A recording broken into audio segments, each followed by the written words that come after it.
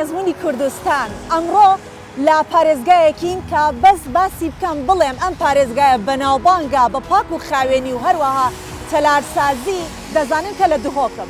پرۆگرامی ئەم جارەی ئەزموونی کوردستان لە دهۆکە.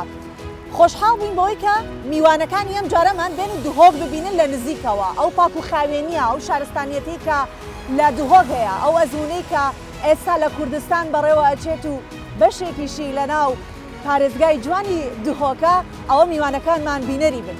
بۆیە وە لەگەڵمان بن، میوانەکانم کەمێکی دیکە دەگەن وا لێرەوە لەگەڵیان بەڕێ دەکەوین و لەگەڵ یەکتری لە دهۆکی ڕەنگین گەشتێکەکەین.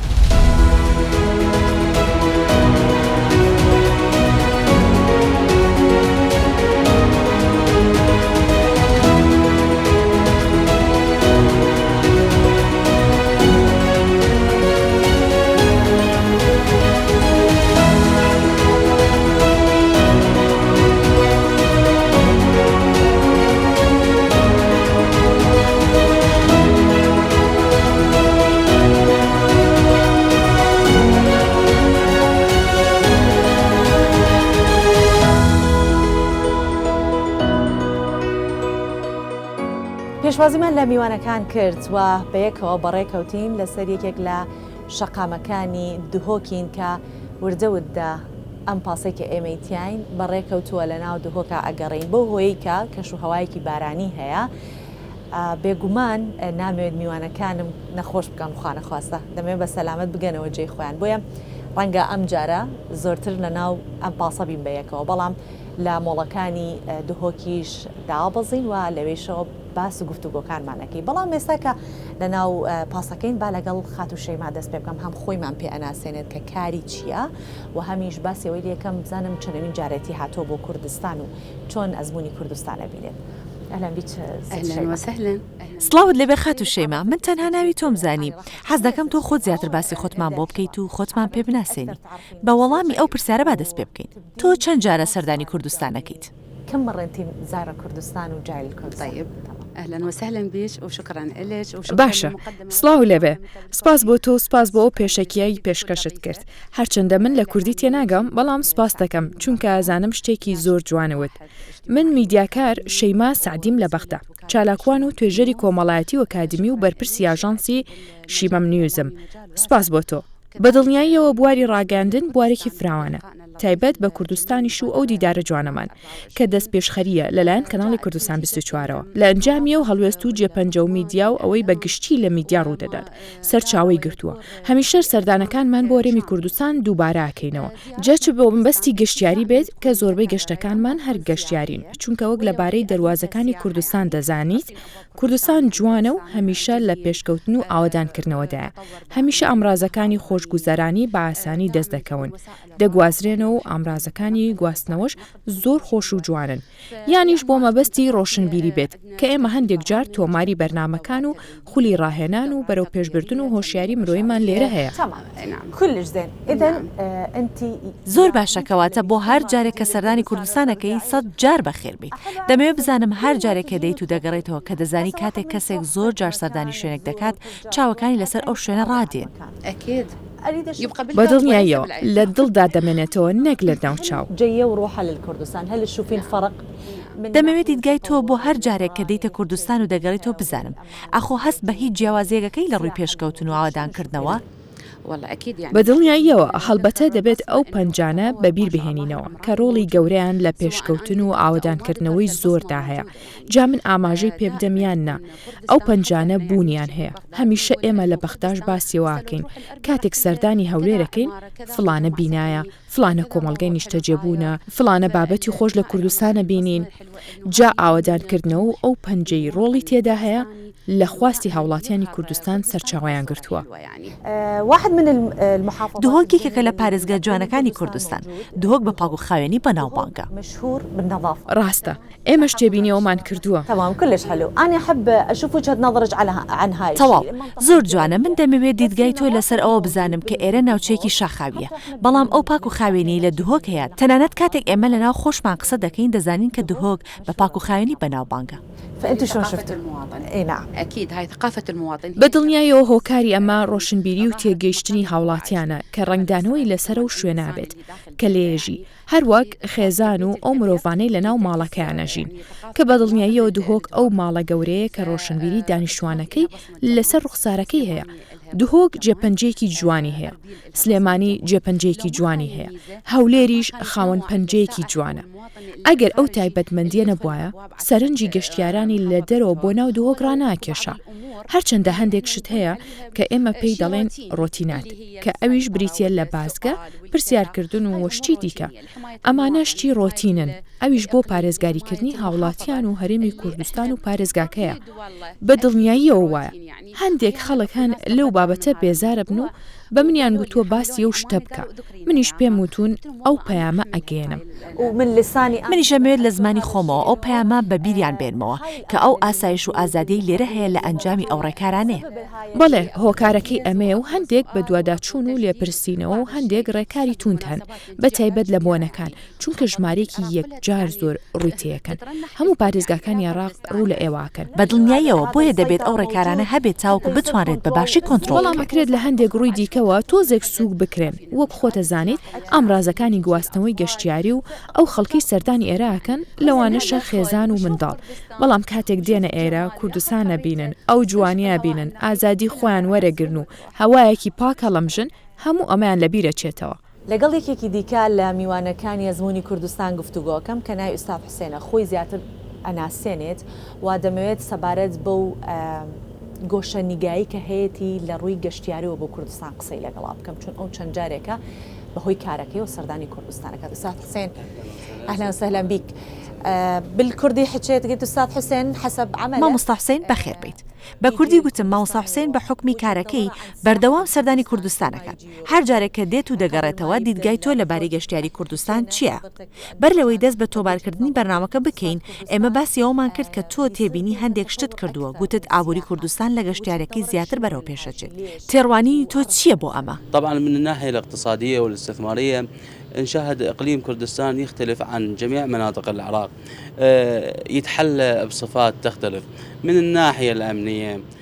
هەڵبەتە لە ڕووی ئابووری و بەرهێنانەوە ئەوەی لە کوردستان هەیە لە هەموو ناوچەیەکی دیکەی عێراق جیاوازە. هەندێک سیفاتی جیاوازی هەیە لە ڕووی ئەمنی و بەرهێنانەوە. ئەوەی هەرێمی کوردستان بۆ کۆمپانیەکانی ڕەخساندووە کە بووەتە هۆی ڕاکێشانی سەرنجی کۆمپانیەکان. ئێمە دەبینین لە پارێزگەکانی باشوور و ناوەڕاستی عێراق زۆربەی دانیشتوانی ئەو پارێزگایانە گەشت بۆ هەولێریان دهۆک یان سلێمانی دەکەن. لە ڕووی چارەسەری پزیشکیەوە زۆر گرنگە. ئێستا هەر کەسێکمان پێویستی بە نەشتەرگەری بێ ڕوو لەکوێ دەکات. بە دڵنیاییەوە پەنا بۆ هەولێر و دهۆک و سلێمانی دەبا. ئەمە چی وای لێ کردووە پەنا بۆ ئەو پارێزگایانە ببە؟ یەکەم بوونی نەخۆشخانەکان و کادری پزیشکی نێودەوڵەتی کە پسپۆڕی تایبەتمەند و لە بوارەکانی چارەسەریە جیاوازەکان بەگشتی تایبەتمەندن بە بابەتی تەندروستی.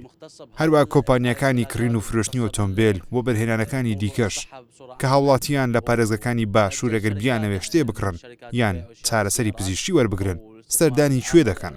بێگومان سەردانی هەرێمی کوردستان دەکەن. الشعب شو اسمه شو ما تقولين المواطنين في المحافظات الجنوبية من يريد يشتري شيء أو يريد يتعالج يريح يسافر وين؟ يسافر إلى إقليم كردستان. تۆ دەتەوێت ئەوە بڵیت ئەمە دەرفەتی بۆ دەواازەیەک لە بواری ئابووری کردوتەوە بۆتە هۆی جوڵەیەکی ئابووری لە هەرێمی کوردستان. كسب الاستثمار بە دڵنیاییەوە ڕاکێشانی وەبەرهێنان ڕاکێشانی گەشتیاران ڕاکێشانی داهاتێکی بۆ پارێزگا بووەتە هۆیەوەی ئەو پارێزگایە بەو سیفەتە جوانە جیا بکرێتەوە.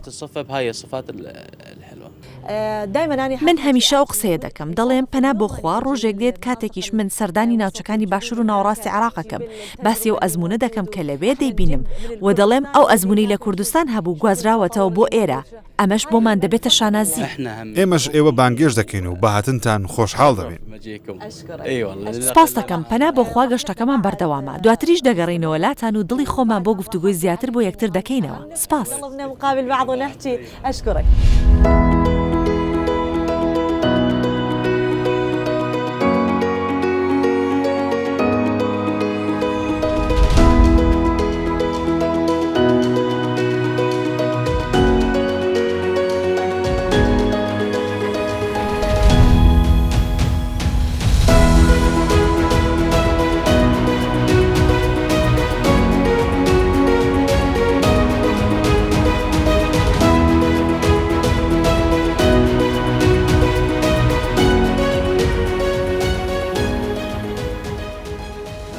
بەڕێزەکان لەگەڵ منا دەبینن لە یەکێک لە مۆڵەکانی دهۆکین بۆ لەبەرەوەی کە دەرەوە کەش و هەواکی زۆر ساردی هەیە بارانێکی زۆرە بارێت بۆیە ناشمەوێت کە میوانەکان هیلاک بن ئەوەندەی کە لە ناو سیارەکە بەیەکەوە لە ناو شەقامەکان زیاتر بیان سوڕانم حەزەکەم شوێنەکانی دیکەش ببینیم بەڵام لە چۆنەڵێ لە چانسی ئەوانە ئەمڕۆ کەش و هەوایەکی ساردی هەیە بەس ئەگەر بارانەکە باش بۆەوە کەمێکی تر خۆشی کردەوە بەهارە ئیتر هەندێک جار گورگەزەیە هەورە و بارانە و جاری باشە خۆر دەرەکەوێت پشک و کەمێکی تر بتوانین بچینە دەرەوە بەڵام تاکو لێرەین و لە ناو ئەم مۆڵە پێکەوە ستاین با کەمێکیش لێرە گفتوگۆ بکەین لە گفتوگۆکانم ڕۆکەمە ئوستاد ئەحمەد ئەو خۆی زیاترە ناسێنێت لەگەڵ ئەو باسی گەشتیاری لە هەرێمی کوردستانەکەین حەزی کرد بە داوای خۆی لەسەر ئەو بابەتە زیاتر بدوێت یاهلەم بیک ئوستاد ئەحمەد تەمەند درێژ بێت و زۆر سڵاو لە تۆش بالکوردی حچێت بە کوردی گوتم لە چانسی ئێوە بەهۆی بارانبارین ئەم جارە زۆرتر لە ناو ئۆتۆمبیل بووین دواتر هاتینە ناوە مۆڵە بەڵام وەک دەزانن هەمیشە کاتێک لە وەرزی بەهار نزیکە بینەوە کەشەکە بەو شێوەیە هەندێک جار بارانە و هەندێک جاریش خۆرەتاوە زۆر باشە کاتێک برادران سەرقاڵی ئامادەکاری بوون باسی گەشتیاریمان کرد دەمەوێت بۆم باسی گەشتیاری بکەیت چی لە گەشتیاری هەیە کە سەرنجی تۆی ڕاکێشاوە حەز دەکەیت قسەی لەسەر بکەیت بالسياحة اللي حبيت تحكي عنها بالنسبة للجانب السياحي بعدة فقرات الفقرة الأولى هي سەبارەت بەلایەنی گەشتیاری لە ژمارەیەک بڕگە پێکاتوە بڕگە یەکان بریتیە لە خۆشەویستی ئەو خەڵکەی لە سەرجەم پارێزگاکانەوە سەردانی ئەم هەرێمە دەکەن بەڵام سەبارەت بەلایەنی گەشتیاری بە گشتی خۆی لە چەسپاندنی سیستەمدا دەبینێتەوە سیستەم بە شێوەیەکی گشتی لە کوردستان هەیە النظام بصورة عامة موجود بكردستان. أنا عجبك النظام. سيستمكت بطل. تو أم سيستم بوتشي دقرانيتوا. بين المواطن وبين يعني احنا نقول الرئيس. بەڵێ یاسا و ڕێزگرتن لە یاسا لە نێوان هاوڵاتی و دەسەڵاتدار و بەرپرس لە دەوڵەتی کوردستان. في الدولة الكردستان. باشا أما خاڵی سەرکەوتن بێت ئەم خاڵی سەرکەوتنە بۆ کێ دەگەڕێنیتەوە؟ أكيد للدولة. أكيد للدولة لأن بەدڵنیاییەوە بۆ دەوڵەت چونکە ئەگەر ڕێزگرتن لە نێوان تاک و بەرپرس نەبێت ژێرخان نە سیاسەت نە ڕۆشنبیری و نە هیچ شتێک بنیاد نانرێت ئەو دۆخی ئێمە لە پارێزگاکانمان لە باشوور و ناوەڕاست بینیمان هەروەها لە پارێزگاکانی ڕۆژئاواش ئێمە هیواخوازین و ئومێدەوارین ئەو ئەزمونەی هەرێمی کوردستان بگوازرێتەوە بۆ پارێزگاکانمان لە باشوور کە بەداخەوە ئێمە ئەو شتەمان لە پارێزگاکانمان لە باشوور بەدی نەکرد بۆچی؟ چونکە هەموو ئەوەی لە هەرێمی کوردستانمان بینی لە پارێزگاکانمان لە باشوور بوونی نییە لە هەموو ڕوویەکەوە یاسا هەر لە بنەڕەتدا بوونی نییە سیستەم نییە سەبارەت بە ڕێگا و پردەکان بەڕاستی ئەوەی لە هەرێمی کوردستان هەیە بەرهەمدار و سەرنجڕاکێشە لێرە ڕێزگرتن لە یاسا هەیە لە ڕووی ڕێنماییەکانی هاتوچۆوە لە ڕووی ژینگەوە بەگشتی لە ئاو لە ڕێڕەوەکانی ئاو ئێمە لێرە بینیمان و هەستمان بە وێنەیە کرد بە شێوەیەکی گشتی زۆر پێشکەوتووە بالجانب البيئي بصورة عامة بالماء بالمجاري احنا شاهدنا هنا ولمسنا هذه الصورة وبصورة عامة فالشيء راقي قسەکانم بۆ قسەکانی مامۆستا ئەحمەد زیاد دەکەم هەرێمی کوردستان دەرفەتی و بەرهێنانی ڕەخساندووە هەموو ئاسانکاریەکیشی بۆ ڕاکێشانی و بەرهێنەران کردووە بۆ ئەوەی بێن لە هەرێم کار بکەن بە پێچەوانەی باشوور و ناوەڕاست و ناوچەکانی ڕۆژئاوا کە دژایەتی بەڵەندەر کۆمپانیاکانەکەن واتە یاساکان زۆر سەختن ئەگەر باسی پاک و خاوێنی دهۆک بکەین لە بنەڕەتدا خەڵکی دهۆک خۆیان لە دێر زەمانەوە ڕۆشنبیرن کۆمپانیاکانی و بەرهێنانیش سوودیان لەو بابەتە بینیوە مەبەستم بابەتی پاک و خاوێنیە لە هەرێم هاوڵاتی هاوکاری حکوومەتی هەرێمی کوردستانەکات حکوومەتی هەرێم تایبەتمەندێکی هەیە کە یاسای بۆ هەموو شوێنێک داناوە واتە کاتێک لە بازگەیەک دێتە ژوورەوە هیچ بازگێکی دیکە ناکەوێتە سەر ڕێگەمان بۆچی؟ چونکە کامێرەی چاودێری هەن چاودێریکردن بۆ هەموو جوڵەیەک هەیە تەنانەت لە ڕووی دەرونیشەوە ئاسوودە دەبی کاتە دەبینیت بازگا لە دوای بازگە ناهێتە بەردەمت ئێمە وەک میدیاکار کاتێک دێنە هەرێم ئێمە لە سەلامەتی گیانی خۆمان دڵنیاین ئاسایش هەیە یاسا بۆ هەموو شتێک هەیە ئەوەی من بیزانم تۆ خەڵکی مووسڵی من خەڵکی مووسڵم دوای ئەوەی داعش هەڕەشەی لێکردم یەکەم جار پەنام بۆ دووهۆک هێنا نەک تەنها دووهۆک بەڵکو حکوومەتی هەرێمی کوردستان لە دۆخی داعش باوەشی بۆ هەموو پێکهاتەکان کردەوە با باسی ئەوە بکەین کە کوردستان چۆن بۆ تالانەی سەرجەم پێکاتە و ئاینە جیاوازەکان لەو کاتێک کە داعش هێرشی کردە ئێرە داعش هەجەم زۆربەی خەڵکی ناوچەکانی ئێمە لە مووسڵ ڕویان لە کوردستان کرد دەرگای ماڵەکانیان بەڕووماندا کردەوە ئەوەی بەکرێ گرت ئەوەی چوو بۆ کەمپی ئاوارەکان چووە کەمپ بە شێوەیە گرنگیان بە ئاوارەکاندا کە لەژێر فشاریش ئامادە نەبوون بگەڕێنەوە سەر زێدی خۆیان بۆیە ئامادە نەبوون بگەڕێنەوە ناوچەکانیان چونکە ئێستا ناوچەکانیان ئاوادان نەکراوەتەوە واتە ئەگەر باسی دۆخی بەری ڕاستی شاری مووسڵ بکەین تا ئێستا ژوێرانەیە بەڵام لە شوێنەکانی دیکە خەڵک کێشەی نییە واتە ئاوارەکان لە شوێنەکانی دیکە هیچ کێشەیەکیان نییە بە تایبەت لە باکوور هەرێمی کوردستان باوەشی بۆ ئاوارەکان و هەموو پێکهاتەوە مەزهەبەکان کردوتەوە ئەم چاکەیەش بۆ حکوومەت هەرێمی کوردستان دەگەڕێتەوە.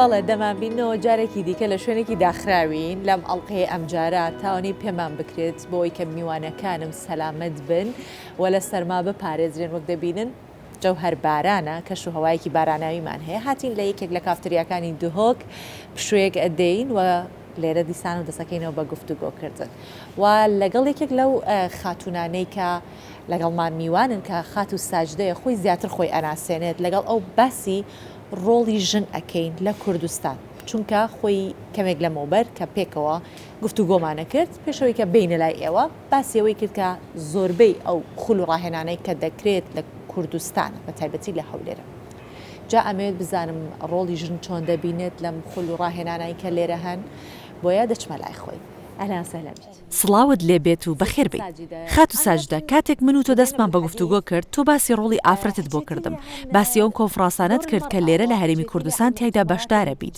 ئەو کۆربەندانی لێرە بەڕێواچن دواتر مایکەکە بۆ تۆیە و خۆت پێمان بناسێنە و دەست بە قسەکردن بکە. مایک إليتش عرفينا عن نفسك وابدي بالكلام. طبعا بالبداية شكرا جزيلا. هەڵبەتە سرتا سپاس بۆ جەناب و تاوای ستافەکەتان ئەوانش کە لە پێش کامێراکانن وەکو کامێرەمان ئامادەکار و دەرهێنەرەکان سپاس بۆ کەناڵی کوردستان 24 هەروەها بۆ ئەو میوانداری جوانە کە چەندین دیمەنی جوانی لە خۆگرتووە گەشتێکی زۆر چێژبەخشە. دەتوانم بە شێوەک وەسفی بکەم کە جوانترینی هەموو ئەو گەشتە میدیانە کە پێشتر بە درێژای چەندین ساڵ کردومە. ئەمە یەکەم و دووەم سەردانی منیش نییە بۆ کوردستان من بە بەردەوامی سەردانی کوردستان دەکەم ئەمە خواستی ئێمە و بەشداربووانە کە ئەو چالاکیانە لە هەرێمی کوردستان ئەنجام بدەین لە گرنگترین هۆکارەکانەوەی کە ئێمە بە دوای ئاسوودەی و ئاسایشی بەشداربووانی ئەو خولانەدا دەگەڕین کە ئێمە ئەنجامی دەدەین چ وەک ڕاهێنەرانی یانیش ئەنجامان یاخود وەکو تاوای بەشداربووان لە ڕووی ئەمنیەوە دەمانەوێت پارێزگاری لە سەلامەتیەوە بکەین کە لە هەرێم ئاسایش زۆر دەستەبەرە ئەم ڕاستیە لە میانی سەردانە دووبارە بووەکانمان بۆ هەرێمی کوردستان بە چای خۆمان دەبینین دومیژەوەی کە تێبینی دەکەین ڕێکوپێکی و جوانی و پێشکەوتن هەیە پێشوازێکی زۆر بەڕێزانە لێرە لەلایەن ئامادەکارەکانی خولەکانەوە هەیە ئەمەش مانای وایە کە حکوومەت چاودێریکی بەهێزی لەسەر گەلی کوردستان هەیە لە ڕووی ڕۆشنبیری دەرخستنی ڕۆڵی ئافرەت لە خولەکانی گەشە پێدانی مرۆڤی و بەڵام بەرزکردنەوەی ئاستی توانەکانی ئافرەتیش چ لە ڕووی سیاسی یانیش ئابووری یاخود ڕاهێنان ئەم چاودێریش لەلایەن ئەوانەوە مانای وایە کە دەزانن مەشق و ڕاهێنانکردن بە ئافرەت و هەروەها کادیری گەنج ڕۆژنامەنووس و میدیاکار هەیە ئەمەش بۆی مەکارێکی زۆر گەورە و باشە ئەمەش بەوەی کە زۆر خەمخۆڕن و بۆ هاوکاریکردنی کەسانی دیکەیە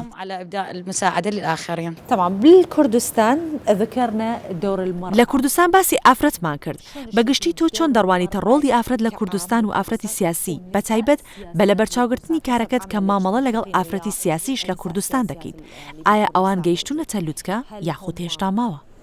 بالقمة لو بعدهم طبعا احنا هەڵبەتە ئێمە باسی لوتکە ناکەین بەڵام ئێمە دەڵێن ئەوان لە پێگەیەکی زۆر باشن بەڵام هەموو مرۆڤێ هەر چەندە سەرکەوتوو بێهیوە بۆ سەرکەوتنی زیاتر لە ژیانی پیشەی خۆیدا دەخوازێت یعنی کەسانی سیاسی و ڕاگەیاندکار هەر چەندە لە لوتکەی سەرکەوتنیشدا بن بەڵام دەیانەوێت هێشتا باشتر بن ئەمەش ئەوەیە کە بۆ ئافرەتی هەرێمی کوردستان و بۆ هەموو عێراق هیوای بۆ دەخوازین بەڵام لە میانی پەیوەندیەکان و هەروەها دیدارەکان لەگەڵ نوێنەران و پەرلەمانتارانی ئافرەت تێبینی ئەوم کرد ڕۆڵێکی یەکجار بەرچاو بە ئافرەت درراوە بە تایبەتی و بەرهێنەران ئەمەش هاوکاریکی زۆر گەورەیەکە لە هەرێمی کوردستان بە ئافرەت درراوە بۆ ئەوەی ببێتەوە بەرهێنەر دەرفەتێکی زیاتری کار و هاندانێکی گەورەتری بۆ ڕەخساوە کە تەنانەت تێبینی ئەوەشم کردووە لە پرسەکانی قارس پرسەکانی دیکەی ئافرەتیش ڕۆڵی هەیە لە ڕووی سیاسیەوە تێبینی ئەوم کرد ئازادن لە هەڵبژاردن سەرپشکراون چی هەڵدەبژێن و دەست نیشان دەکەن بۆی کاری لەگەڵدا بکەن تەنانەت لە بواری ڕاگەیاندنیش زۆر ئازادن بەبێ هیچ کۆت و بەندێک لە سیاستکردن بۆ ئافرەت ئەمەش بووەتە هۆی ئەوەی حکوومەت و گەلی هەرێمی کوردستان سەرکەوتنەکانی زیاتر بێت دائما هیوادارم بۆ هەمیشە و هەر کاتێک سەردان یاریمی کوردستانەکەیت ئەم دیدگا و تێڕوانینەت بۆ کوردستان بەو شێوەی ئێستا و زیاتریش هەبێت هەمیشە لە کاتی سەردانەکانت بۆ ئێرە ئاسوودە بێت سپاس زۆر سپاس بۆ جەنابیشە زۆر سپاس ست ئەقبال خات و ئیقبال یەکێکە لەو میوانانی کە ئەمڕۆ حەز دەکەم بۆ باسکردنی ژنگی هەرێمی کوردستان و گەشەپێدانی مرۆیی لە هەرێمی کوردستان قسەم بۆ بکەین دیدگای تۆ بۆ کوردستان چییە و چۆن دەڕوانیتە ئێرە لەو دوو بابەتەی کە باسم کرد فخرتين اللي ذكرتها طبعا دعوة كريمة من حضرتكم اللي يعني لبيتوها انه وخلي هەڵبەتە ئەمە میواندارێکی بەڕێزە لەلایەن ئێوە بۆمان کراوە و ئێمەتان هێنایە ئەم شوێنە خۆش و دڵڕفێنە ئەوەی لێرە هەستمان پێکرد هەست پێکردنێکی بریسکەدار و هیوابەخش و هەستێکی نازانم چۆن وەسفی بکەم بەڕاستی بەڵام من لە نێوان دوو کەوانە بەو شێوەی وەسفی دهۆکەکەم کە بەهەشتی خوددایە لەسەر زەمین بە تایبەتی لەسەر زەمینی هەرێمی کوردستان بەڕاستی زۆر سەرنجی منی ڕاکێشە دیمەنە سەوزەکان سروشت و ڕەفتار و مامەڵە جوانەکەتان ئەمانە هەمووی سەرنجیان ڕاکێشام هیچ درێخێکتان بەرامبەر بە ئێمە نەبووە مقابلتكم ما قصرت ويانا برأيك دور بەڕای تۆ ڕۆڵی هاوڵاتیانی کورد لە پاراستنی ناوچەیەکی لەو شێوەیە ڕۆڵی حکوومەت لەو بارەیەوە چۆنە ئایا ڕۆڵی باشیان لەو بارەیە بینیوە یان پێویستی بە زیاترە ماخذين دور جيد أم بعد يحتاج بە پێچەوانەوە پێویستە پێشکەوتنی زیاتری شەبێ چونکە ئەو جوانیە سروشتی لێرە هەیە لە هەموو وڵاتێک نییە سروشتێکە لە ڕادە بەدەر دڵڕفێنە سروشتەکە پرشنگدار ڕەونەقدار و سەرنجڕاکێشە دەکرێت بڵێن لە هەندێک وڵات خۆیان ئەم سروشت و دیمەنانە دروست دەکەن بەڵام ئەوە تا لێرە نەخێر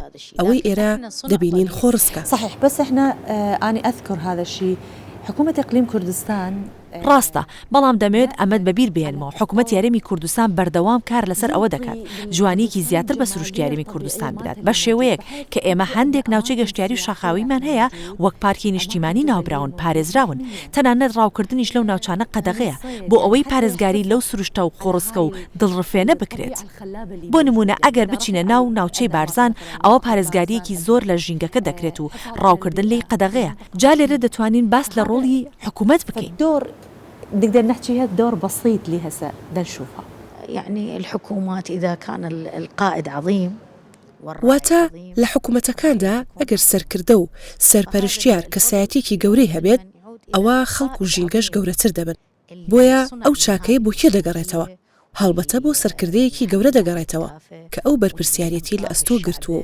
خۆشەویستی و پێکەوە ژیان و ئاشتی پەخش کردووە و تەوافق و دەست لە ناو دەستکردنی لەگەڵ گەلەکەی خوڵقاندووە و ناوچەی لەو شێوەیە جوان و پارێزراوی دروست کردووە کە بەڕەشکاوانە ئێمە لە پارێزگاکانی دیکە زۆر لەوە بێبەشین بۆیە هیواخواز و ئومێدەخوازین هەموو پارێزگاکان وەکو هەرێمی کوردستان بن نفتقر لهذا ونأمل بأن تكون كل المحافظات كإقليم كردستان احنا بنشكرك ئێمە سپاست دەکەین کە لەگەڵمان بوویت و ئەو دیدارە جوانەمان پێکەوە ساز کرد ان شاء الله بعد هم ترجعين للكردستان هەر کاتێک دەگەڕێیتەوە پەنا بەخوا جیاوازی نوێتر دەبینی سپاس بۆ تۆ سپاسی ئەو میوان دۆستیەتان دەکەین و درێخیتان نەکردووە